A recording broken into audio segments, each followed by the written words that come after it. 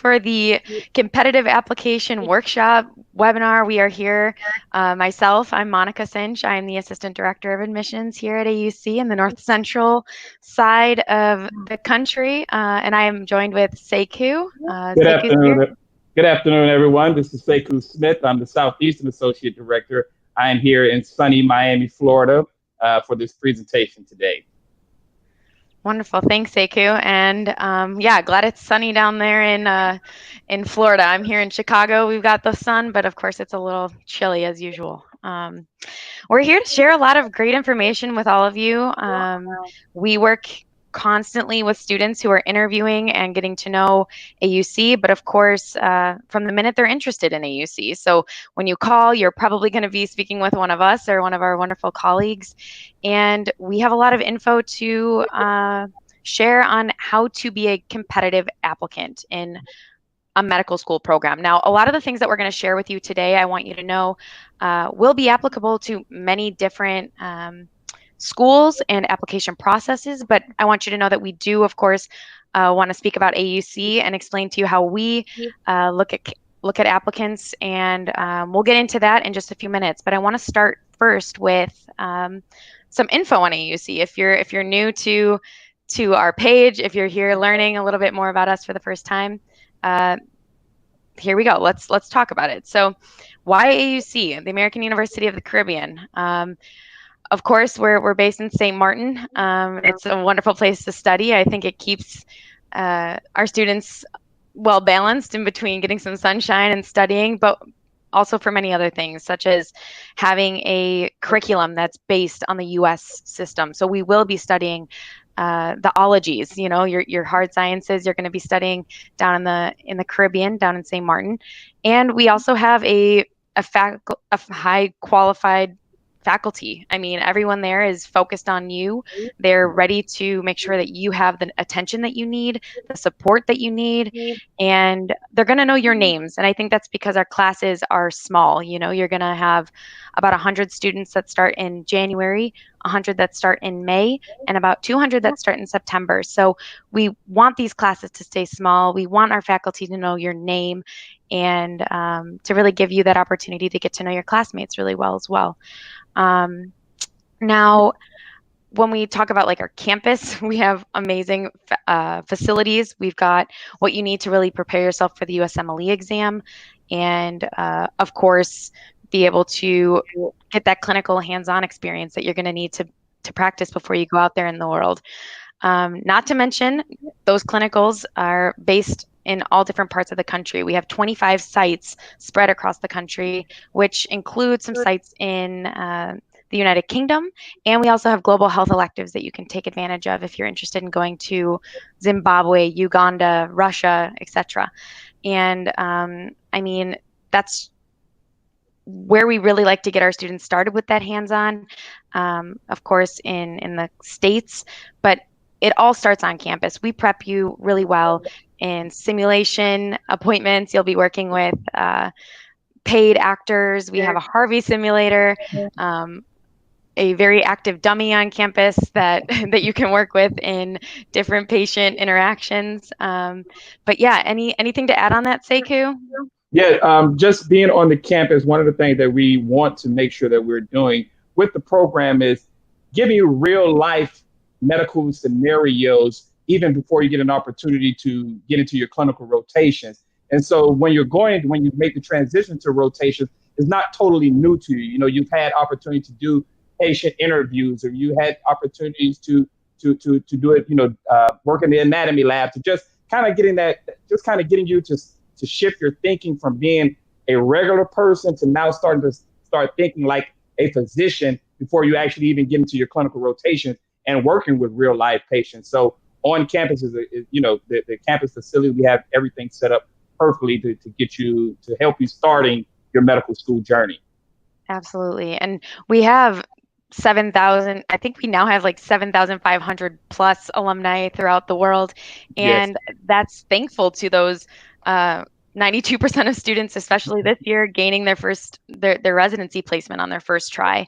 Yes. And let's actually talk a little bit about residency. So our students, of course, 92% of them matched this year on their first try. We're very proud of Mhm. our students. And they're matching in 18 different specialties, very competitive specialties. You can see there on the slide, 31, 34% of our students are matching into internal and family, but that's because a lot of their hearts are in that. That's what they're Mhm. looking to do. And we do see students matching into anesthesiology, radiology, um, OBGYN.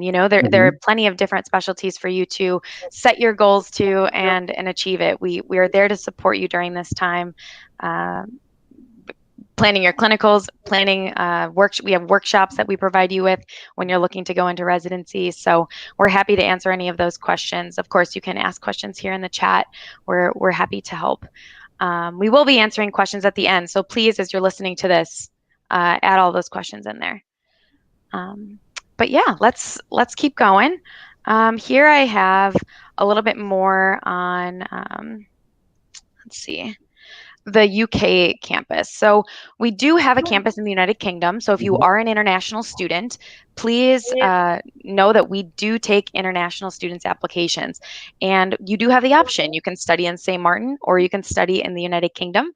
And you can kind of see the layout here in our slide of how this program works. So you'll be for 2 years studying those basic sciences. You will take your USMLE exam, which we said, of course, we are prepping you for that from the minute you begin those basic sciences. And then you're off into clinicals. And you have the opportunity in the United States in St. Martin, I'm sorry, in the United States or in the United Kingdom. Mhm. And then you'll take that USMLE step 2. And by that time, then you're ready to graduate and keep moving along. But this program is open to international students, and we're happy to have them. So let's kind of move into the how do we, let's see, we're going to talk about what we're really all here for today. What do we Mhm. look for in a candidate? There's a lot of things, and I'm going to have Seku kind of open up this first part. We look at all different things in a student, and we want this to be holistic. So Seku, what do you want to start this off saying?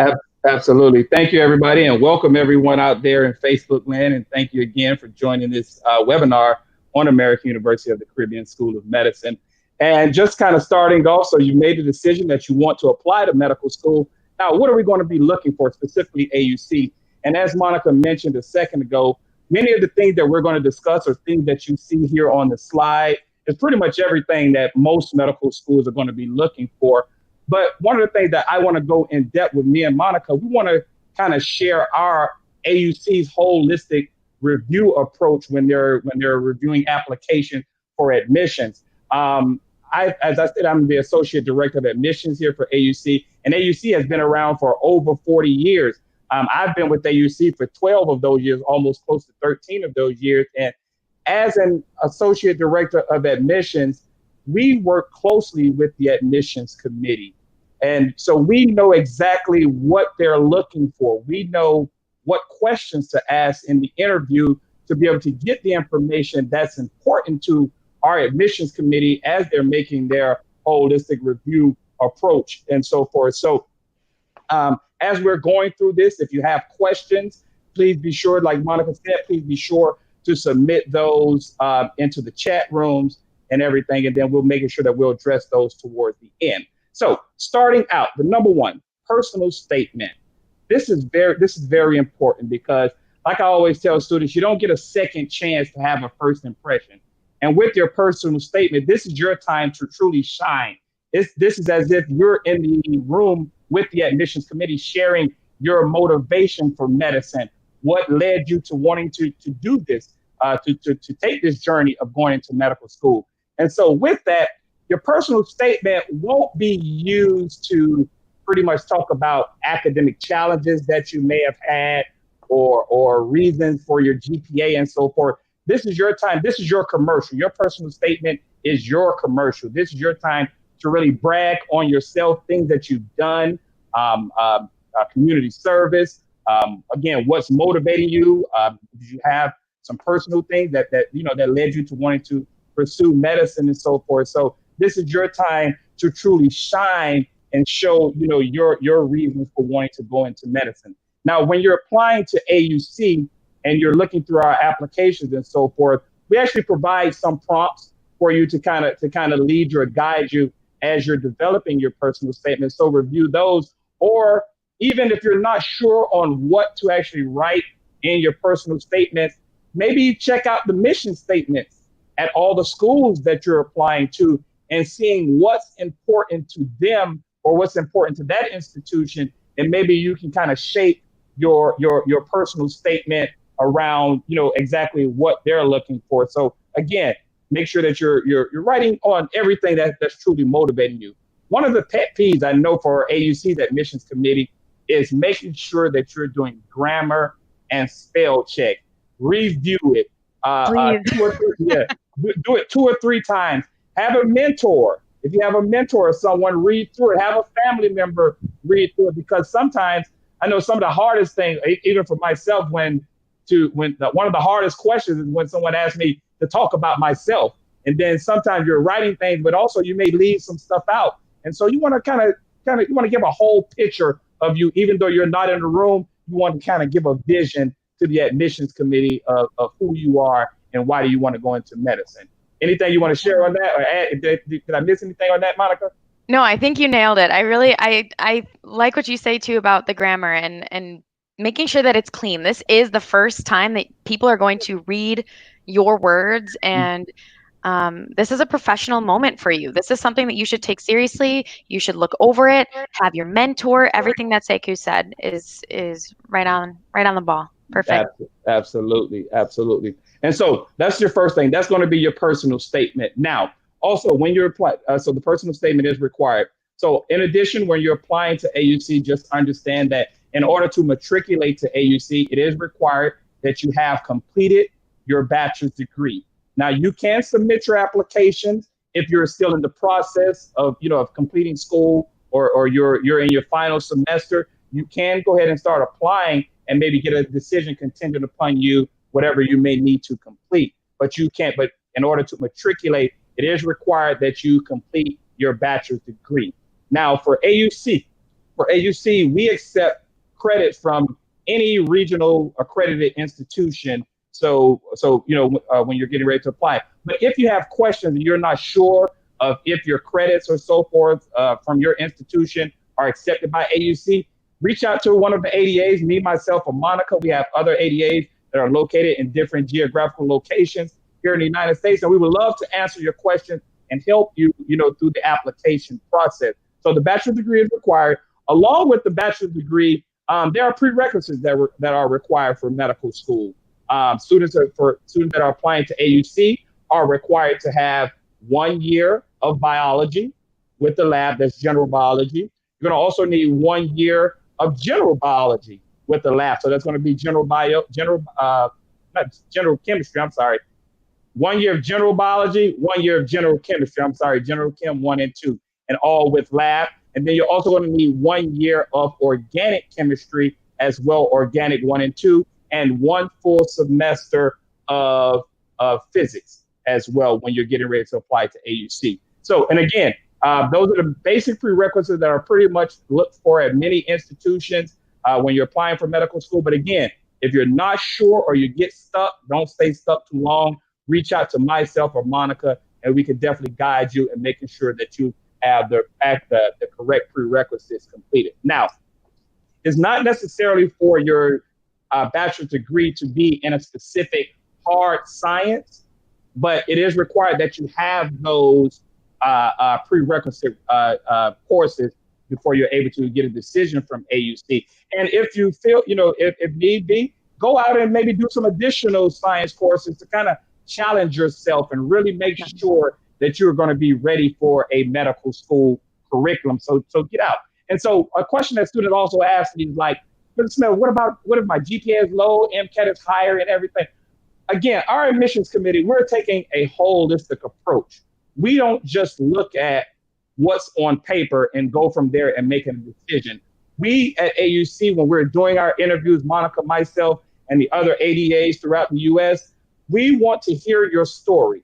We want to share with the admissions committee, how did you get to that number? So we want to know, and many times in my interview, I specifically state, I want to know how you started school. And I want to know what type of student you evolved into and so forth, when, by the time you got ready to graduate. So there's no, there's no problem with while you're in school and trying to make sure that GPA is okay. Get out, seek help, get tutoring, meet with professors during office hours, because let me tell you, and it's going to start training you for medical school, because medical school is not a single journey. You're going to be on it. You can't do it alone. You're going to need help. So start practicing that now. Get out, seek resources, know how you learn, you know what I mean, to making sure that you are presenting the best academic preparation when you're getting ready to do your interviews and so forth. So those are the things you are required to complete the bachelor's degree, GPAs and everything. We want to take a holistic approach and looking at everything to kind of see how you've evolved and gotten to that number. And again, we don't just want to look at the paper. We want to hear your stories as students as it relates to your academic preparation. Now I'm going to turn it over to Monica. She's going to talk about the MCAT score. Yeah. What's required for the MCAT. Everyone's favorite topic, right? Everyone loves talking about the MCAT.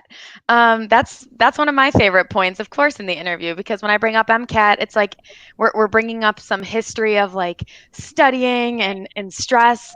But I also like to mention that this time and talking about the MCAT in the interview and when prepping yourself for this exam, this is just part of the journey, and it is one thing that we look at in your whole application. So if you have a score that maybe wasn't your goal, maybe it doesn't mean that you're still not a great applicant. We want to look at that score. We can look at multiple scores and see the different subsets, of course. And we do look at some subsets a little heavier than others.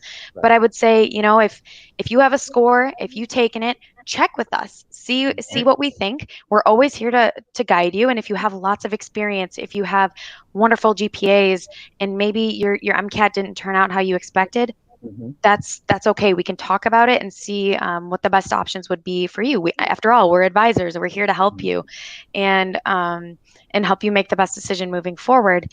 And just so you know, if you are an international student out there, there are other options for you in terms of like an MCAT exam or the medical school entrance program type exam.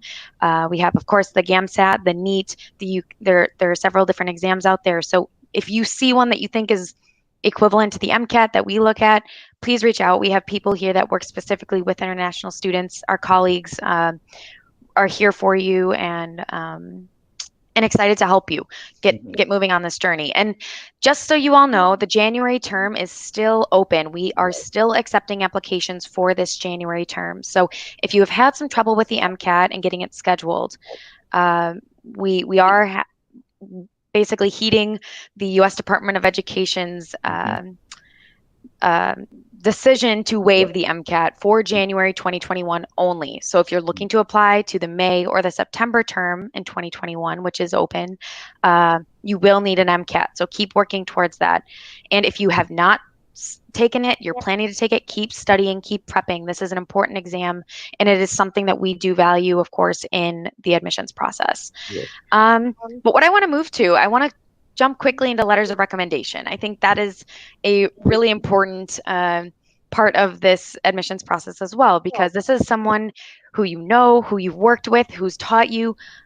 We do require both an academic and a professional letter of recommendation. But my best advice to you all, maybe you're a freshman, maybe you're just getting started in this journey, make relationships now with your professors or managers. Make sure they're people that get to know you, that you ask questions to, and they can really support you throughout this journey, so they have a lot to write about when you do ask them eventually down the road for a letter of rec. And let them know. I would really appreciate if you can write me a letter, and do this ahead of time. If you know you're going to apply in December, maybe ask them in June. Like, give them some time, because it does, of course, in the end, have to do with their timeline once you ask them. So that's one quick thing I want to make sure we make clear. Get those letters of rec roll in. Make sure you make these connections with professors Mm-hmm. and managers. Um, the resume. Now, this is a tricky one. I want to jump into that. The resume, we encourage you, of course, to get as much experience as possible. And I know with COVID-19 and this pandemic that we're living in, this crisis, it's difficult for students to get hands-on experience or Mm-hmm. to just broaden their Mm-hmm. horizon in terms of experience. But Right. there are opportunities out there, and Mm-hmm. I want to start with maybe what we would recommend in a normal time. We still Mm-hmm. recommend this if it's possible, but get out there, shadow doctors. Yes. There's scribing opportunities, there's shadowing, there's volunteering in the hospital. It doesn't matter if you are like maybe transporting patients or just a Uh-huh. greeter in the emergency room. Right. All of these positions are important, and even if you're not hands-on with the doctor, Right. excuse me, you are able to interact with patients. You are Mm-hmm. able to speak with people that are working in a high stress environment. Mm-hmm. Um, so those things are great. We do not require a certain amount of hours. We do not Mm-hmm. require any specific experience, but as long as you can get your foot in the door, do different things, um, that's wonderful. And if you have questions about that, definitely ask us. We're here. But now, I mean, how to be competitive in a pandemic, that's a Mm-hmm. whole nother pickle. So I have a couple of recommendations that I've heard from students. There's a lot of virtual scribing going on right now. There is a lot of virtual volunteering, and you can maybe call up a local clinic and say, hey, I'd love to take care of your incoming calls and help book appointments. Mm-hmm. You're still working with patients on the phone. So that's a really great opportunity for you. Um, and I mean, this is also a good time for you to be working on yourself. Mm-hmm. Uh, I recommend picking up a book, keeping up to date with different research that's coming out, Right. or learning about the schools that you're applying to. I mean, Mm-hmm. you definitely want to make sure that you're savvy on all the updates with the university that you're interviewing with. And Seiki will get into that in a minute. But if you absolutely cannot find a way to participate in the medical field during this time, pick up a pick up a new hobby. Learn Mm-hmm. how to cook. I mean, some Mm-hmm. people don't. I love to cook. I don't know. I love cooking when I'm in my free time, but not everyone loves to do that. So maybe it's something that you can pick up. Mm-hmm. Seiko, I don't know if you're a big cook, but like if you want to pick up cooking, go for it. You know, that's a great way to just broaden your skill set. Absolutely. Um, Because you're going to be and independent anyway once you get into medical school. So kind of sharpen up some of those independent skills where mom and dad are not feeding you every night. You have to be exactly. responsible for yourself, or just time management. You know, if you have a job and you have your personal life, working on your time management, because that's going to be a big thing as far as that contributes to your success once you get into medical school. Definitely. Yes, yes, Adulting in general. yes, That's a great skill to have. yes. Um, okay, so I think that kind of covers a little bit. Do you have anything to add to that? Well, not for that. We could go ahead and jump over to the next area of the Perfect. interview. Now, you submitted all this information to the admission to AUC or to your individual school that you're applying to, transcripts, MCAT scores, and all this. And now is your time to really present yourself. The personal statement is what's written on paper, but now the interview is your live commercial. This is you. And this is you presenting your reasons for wanting to go to medical school, and talking about your academic trail, your academic journey. If you had some ups and downs, this is going to be your time to discuss that in the interview. So a couple of tips that I have for students in the interview. Number one, like I was speaking about, be prepared. Know everything about Please. yourself. Breathe, relax. And I always tell students, you are who you are. So no one can change that. So there's no need to be nervous. Present yourself in the most professional, prepared fashion to really, show who you are, and really showing your motivation for medicine. You can always go online. I know YouTube and Google and just all the technology available in the world. You could go online and review practice interviews, or just kind of getting some tips on how to present yourself, interview if you're nervous about that. And again, Monica and I were here again on the early part, on the front end. If you haven't applied to AUC and you want some tips on interview, reach out to us. We can help you out. Ask questions from the interviewer once you are scheduling your interview. Know what type of interview are you going to be in. Is it going to be a one-on-one? Are you meeting with a panel? Is it closed? Is it, just understand what it's going to, what the interview setup is going to be.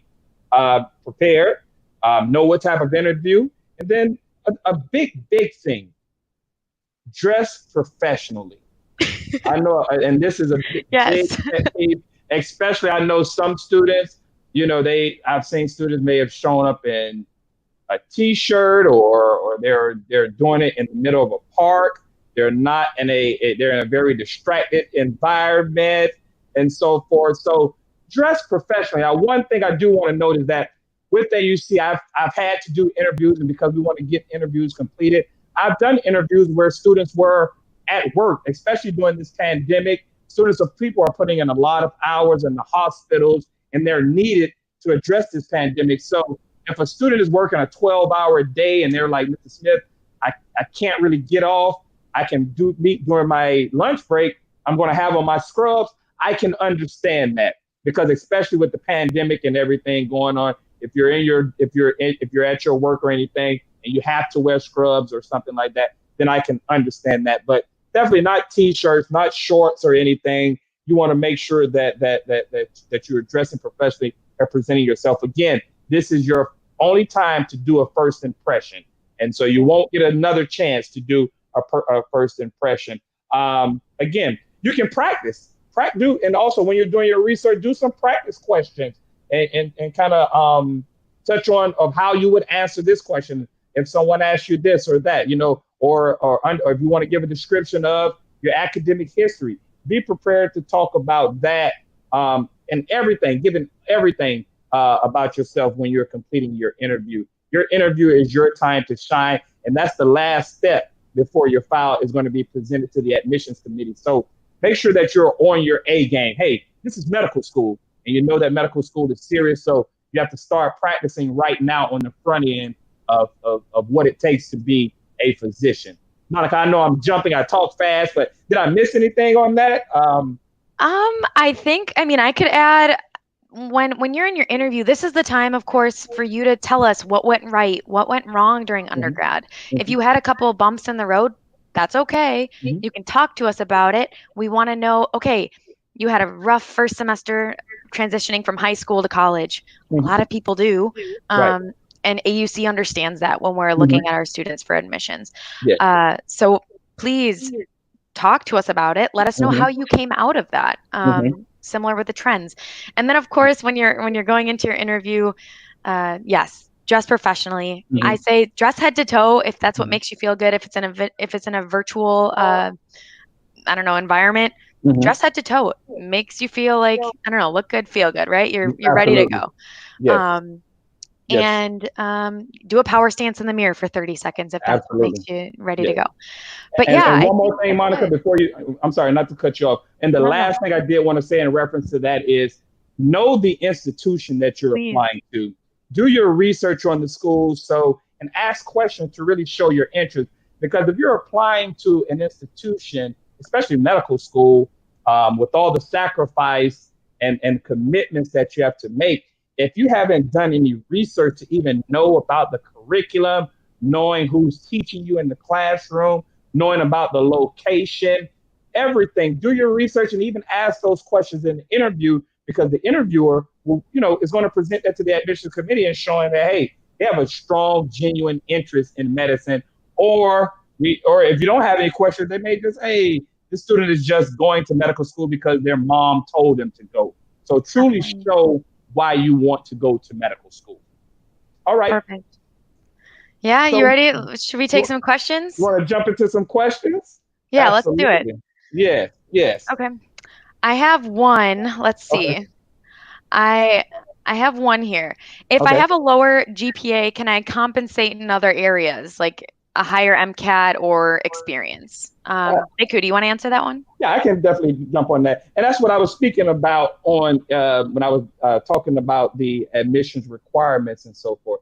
Students, if you're not sure, or don't even assume if you know that you're not qualified for AUC or you're not qualified for medical schools, reach out to apply to us and let us take a review of everything. And yes, there may be some things that if you have a lower GPA and a really high MCAT score, there's something not connecting there. So we want to hear that in the interview. What happened during undergrad? So there may be, again, Monica and I do not make the final decisions, when we're from the admissions committee, but we will hear everything to present to the committee so that they'll know, okay, we're not just denying a student or we're not making a decision based on a low number that we see on paper. So yes, student, it may be possible. Our admissions committee will take everything into consideration, and when you're getting ready to apply, even with the lower GPA and trying to compensate in other areas. But our main mission is just truly making sure that you're academically ready for a medical school curriculum. Good. Yeah, that's perfect. I have another question. Yeah. I see here, I cannot get an academic letter of recommendation because of being out of school for so long. Mm-hmm. What can I do in this situation? First of all, you are probably like many students. We have untraditional students, people who don't just start right out of their undergrad. Maybe they've gone and had an entire career in another field, but medicine has always been their underlying dream. That's okay, and we understand. So you can ask, you can request the, I guess, permission to have 2 professional letters, and that's okay, but you would need to speak with our admissions office. So really the answer to a lot of maybe the questions about your specific application, just communicate with us. I mean, we're always here to help. We're always here to help. And we want you to feel comfortable, like you're making the right decision too. So when you have questions about the letters of rec, MCAT scores, grades, just come to us. We're really willing to make this happen and hopefully get you closer to starting your MD. Absolutely. Let's see. I think. Any more questions coming through, Monica? Let's see. I'm looking here. All right, students, we want your questions, so be sure to type those into the chat rooms. We want to help you out.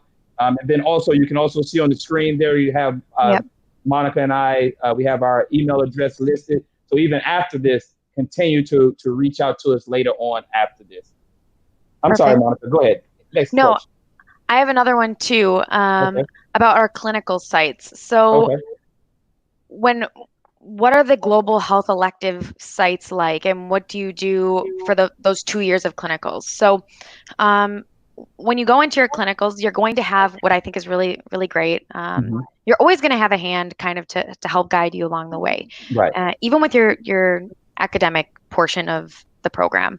So when you are starting your clinicals, you can definitely work with a clinical advisor. They're going to help you move into different parts of the country, of course, so you'll be able to speak with them.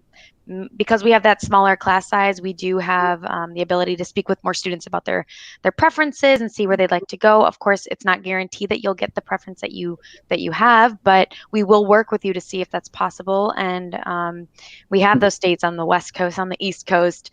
I think there's some down south. We've got them everywhere. I know up here we have some in Michigan and one in Chicago.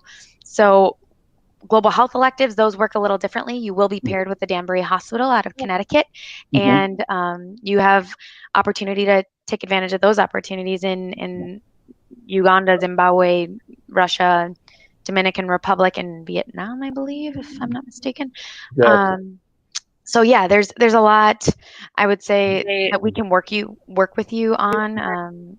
Because we have that the advising committee, like they're able to help you make sure that you're getting where you'd like to go.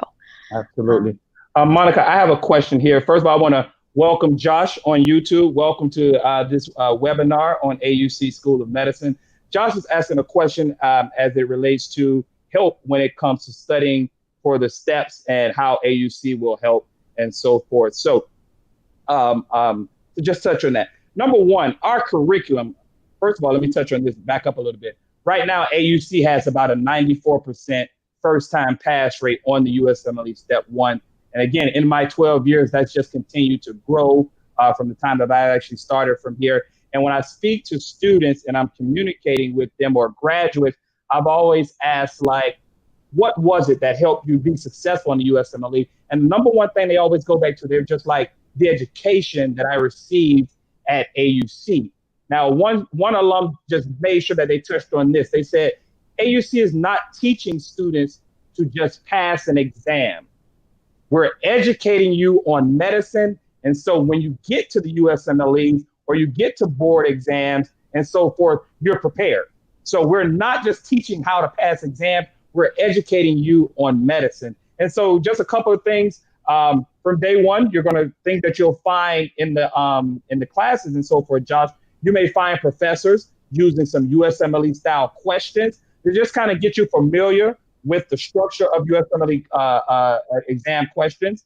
You'll do computer-based testing, in which you'll take all of your final exams in one sitting, and that could be like 7 or 8 hours. And so that's going to help you build that stamina for the USMLE, because you're going to have to be on your A game for such a long exam. So we're going to start helping you with that. While you're on campus, you'll have access to MBME shelf exams, which are pretty much retired USMLE questions. And just on a visit to St. Maarten, I think last year I was on campus, and just walking around the campus, I saw a group of students that I worked with before, and I just asked, like, what are you guys doing? They were like, hey, we're just practicing some USMLE questions from QBank. You know what I mean? And they were like second and third semester. They were just bouncing it off of each other. It wasn't hardcore studying, but it was just kind of getting them familiar of what's going to be asked of them on the USMLE, and then also helping them understand what's important in their learnings in the classroom. And so with that, now, throughout every process when you're attending AUC, you're going to have a support system. You have Monica and myself and the entire admissions team on the front end. Once you get started with school, you're going to have a faculty advisor assisting you, and that's going to be through year 1 and 2. You have a clinical advisor helping you through year 3 and 4. And then we also have an Office of Student Professional Development that's there, that is kind of helping you. They're going to be there to assist you when it's time to start applying for residency and match and so forth. So that's going to be a support system that's going to be there for you. Now, the full process, I know a student is asking about the pass or fail. I know that totally overall, it hasn't really gone into play yet where they're just picking pass or fail. But in my opinion, or even not just my opinion, but in speaking with students that are in rotations or even some of the graduates, they were like, well, Mr. Smith, we were, as an AUC student, we're not, or I don't foresee anyone being concerned or having a true problem, because we were already performing well in clinical rotations. We were already, matching well, this year, 92%. And so that match rate isn't just based on us passing exams, but it's also been the performance of students when they're in these hospitals doing clinical rotations and truly showing that I am a fantastic doctor. So the Office of Student Professional Development will be there to support you. And then again, reach out to Monica or I, and we can go a little bit more in depth, about the now pass-fail for the USMLE when you're in your clinical rotations. Absolutely. Perfect. And I'm so glad that we talked about that. I do get that question a lot, and I think you answered it perfectly. And congratulations to Josh. We're excited to have you start MERP soon. Awesome. And we're running out of time, of course, Sekou. Every time we do this, we could talk forever. I think what I want you all to take away from this is that we do have a very holistic review of our students. This is very important. We want to know who you are as an individual. We will look at everything. And I want you to reach out if you have any questions or you want us to look at your documents and see if there's anything that you're in need of or missing. And we are still accepting applications for this January 2021. It is not too late. We are still working on it. There's there's the opportunity, of course, because of the MCAT waiver. If you're having struggles with that and you just want to get started now, reach out to us to see if you qualify for that waiver. Please, please And do. then, yeah, thank you so much for taking the time. Thank you for Yes, your questions. And absolutely. hopefully you will join us with another live event sometime soon. And hopefully we'll meet some of you on the campus one day. And get those Stay safe. applications submitted. We're ready to review them. Monica and I, we're ready to get your interview started. So I want to see those applications rolling in Yeah. for January and all future semesters. Thank you, everyone, for joining us. Thank you, everybody.